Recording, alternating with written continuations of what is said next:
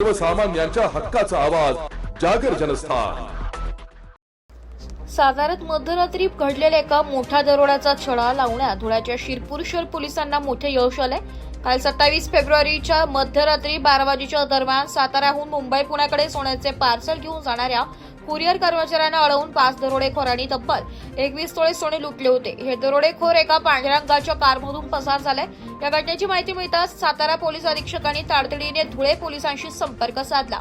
एका बाजूची काच फुटलेली पांढरी कार धुळ्याच्या दिशेने येऊ शकते ही माहिती मिळताच धुळे पोलिसांनी कोणतीही वेळ न दवडता मार्गावर तात्काळ नाकाबंदीचे आदेश दिले। 2 जिल्ह्यांच्या पोलिसांमधील या उत्तम समन्वयामुळेच पुढचा थरार पाहायला मिळाला।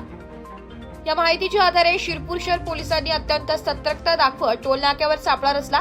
मात्र पोलिसांची नाकाबंदी पाहून या दरोडेखोरांनी टोल नाका चुकून शिरपूर गावातील रस्त्याने पळ काढण्याचा प्रयत्न केला। यावेळी एका संशयित पांढऱ्या स्विफ्ट कारचा पोलिसांनी फिल्मी स्टाईलने पाठलाग केला आणि स्वतःची जोखीम पत्करून मध्य प्रदेशातील ग्वाल्हेर येथील 5ही तरुण आरोपींच्या मुसक्या आवळल्या।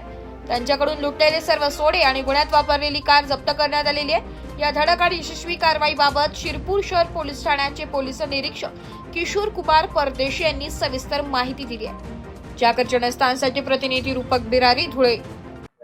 सातारा शहरामध्ये काल रात्री 12 वाजेच्या सुमारास 2 छराप्यांना 5 दरोडेखोरांनी पांढऱ्या रंगाच्या कारमध्ये येऊन त्यांच्या ताब्यातील सुमारे 21 तोळे सोने दरोडा टाकून लुटून नेल्याबाबत वरिष्ठांकडून आम्हाला नाकाबंदी लावण्याबाबत कळवण्यात आलेले होते।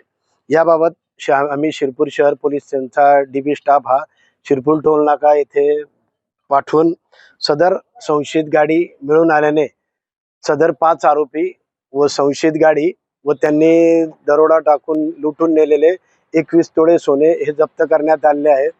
सदर कामगिरीसाठी आम्हाला पोलीस अधीक्षक श्री धिवरे साहेब, ॲडिशनल SP श्री देवरे साहेब, SDPO श्री गोसावी सर यांचे मार्गदर्शन लाभलेले आहे। थँक्यू।